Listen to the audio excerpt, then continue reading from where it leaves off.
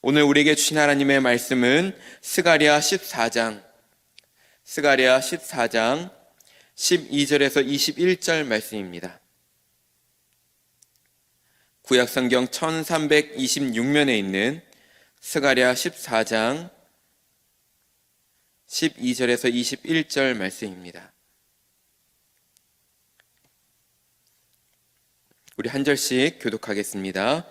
예루살렘을 친 모든 백성에게 여호와께서 내리실 재앙은 이러하니 곧 섰을 때에 그들의 살이 썩으며 그들의 눈동자가 눈구멍 속에서 썩으며 그들의 혀가 입 속에서 썩을 것이요 그날에 여호와께서 그들을 크게 요란하게 하시리니 피차 손으로 붙잡으며 피차 손을 들어 칠 것이며 유다도 예루살렘에서 싸우리니 이때 사방에 있는 이방 나라들의 보화 곧 금, 은과 의복이 심히 많이 모여질 것이요 또 말과 노새와 낙타와 나귀와 그 진에 있는 모든 가축에게 미칠 재앙도 그 재앙과 같으리니 예루살렘을 치러 왔던 이방 나라들 중에 남은 자가 해마다 올라와서 그 왕 만군의 여호와께 경배하며 초막절을 지킬 것이라.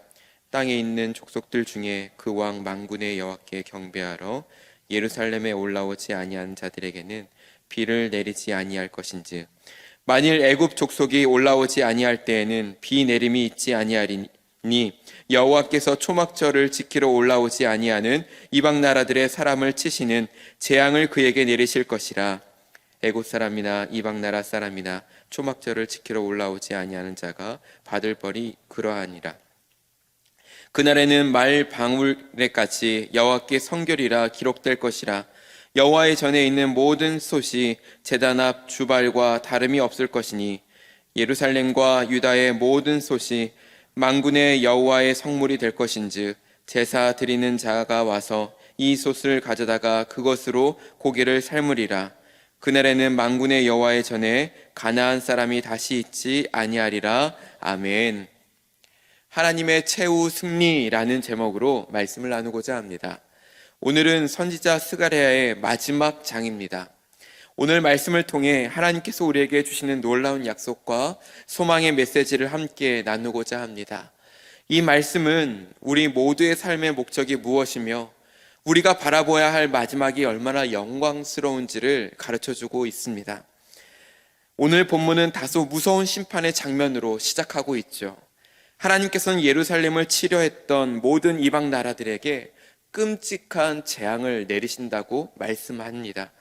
스가랴 14장 12절과 13절 말씀을 보면 예루살렘을 친 모든 백성에게 여호와께서 내리실 재앙은 이러하니 라고 하면서 곧 섰을 때에 그들의 살이 썩으며 그들의 눈동자가 눈구멍 속에서 썩으며 그들의 혀가 입 속에서 썩을 것이요 그날에 여호와께서 그들을 크게 요란하게 하시리니 피차 손으로 붙잡으며 피차 손을 들어 칠 것이며 살이 썩고 눈동자가 썩는 끔찍한 재앙이 그들을 덮칠 것이고 심지어 그들끼리 서로 싸워 자멸하게 될 것이다 라는 겁니다. 하나님께서는 모든 대적이 결국 스스로 무너질 수밖에 없음을 확인시켜 줍니다. 이 말씀은 어찌 보면 옛날 이야기가 아닐 수 있어요.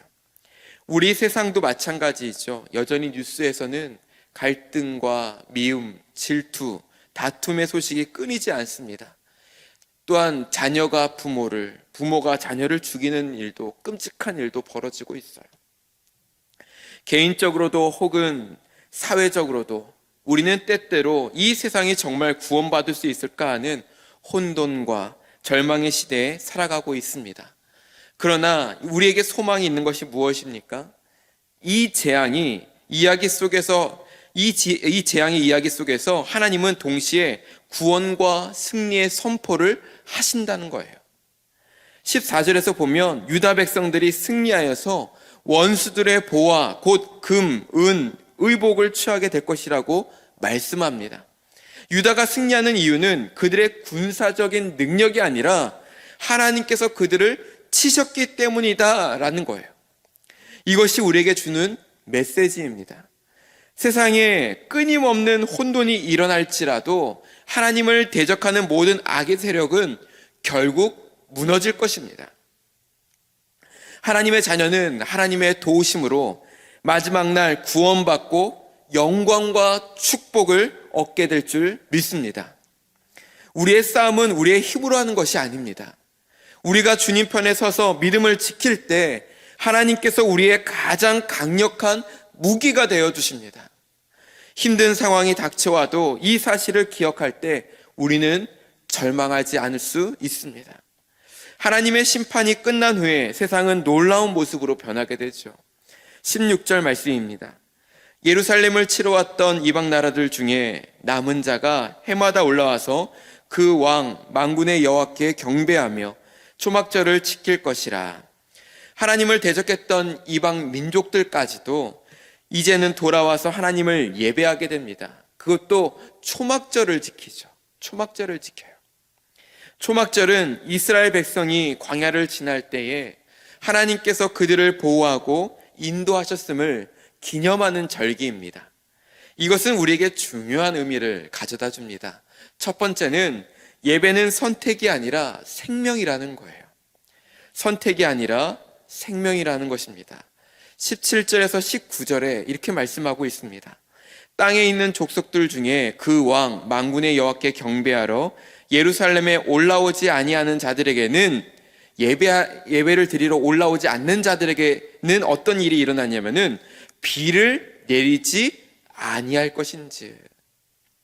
18절입니다. 만일 애굽 족속이 올라오지 아니할 때에는 비 내림이 있지 아니하리니 여호와께서 초막절을 지키러 올라오지 아니하는 이방 나라들의 사람을 치시는 재앙을 그에게 내리실 것이라. 애굽 사람이나 이방 나라 사람이나 초막절을 지키러 올라오지 아니하는 자가 받을 벌이 그러하니라. 말씀을 보면 초막절을 지키러 올라오지 않는 자들에게는 어떠한 것을 내리지 않는다고요? 비를 내리지 않는다라는 거죠. 고대 사회에서 비는 생명과 축복을 상징합니다. 이는 하나님을 예배하는 것이 단순한 종교 행위가 아니라 우리 생명의 근원이신 하나님과 연결임을 보여주고 있어요.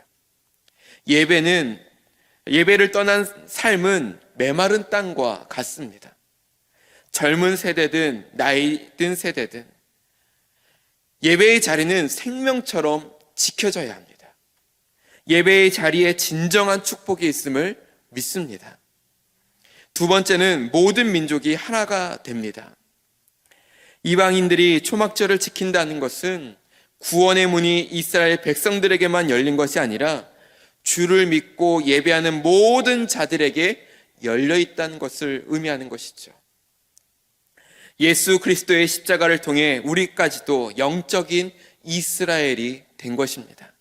인종, 국적, 세대를 넘어 모든 사람이 한 분 하나님을 예배하는 영광스러운 공동체가 된 것입니다.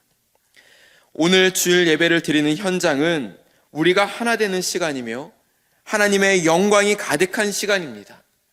우리의 예배를 통해 이 세상에 하나님의 통치와 구원의 기쁨이 마음껏 선포되어지기를 소망합니다.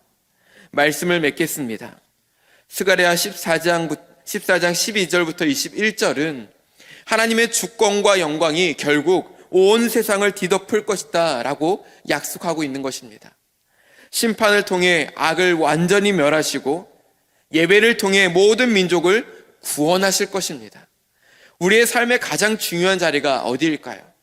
바로 하나님께 드리는 예배의 자리입니다. 우리의 존재 목적은 오직 하나님을 영화롭게 하고 영원토록 그분을 즐거워하는 것입니다.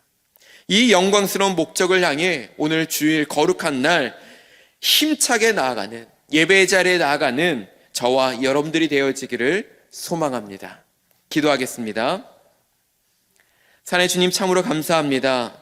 하나님께서 정말 우리를 부르시고 예배하게 하신 이유를 우리가 기억하며 오늘 거룩한 주일 많은 성도들이 함께 예배의 자리로 오게 해 주시고 예배의 자리에서 형식적으로 드리고 돌아가는 것이 아니라 마음과 정성을 다해 정말 우리의 마음, 우리의 인생까지 하나님께 맡김으로 하나님께 영광 올려드리는 귀하고 복된 시간 될 수 있도록 인도하여 주옵소서.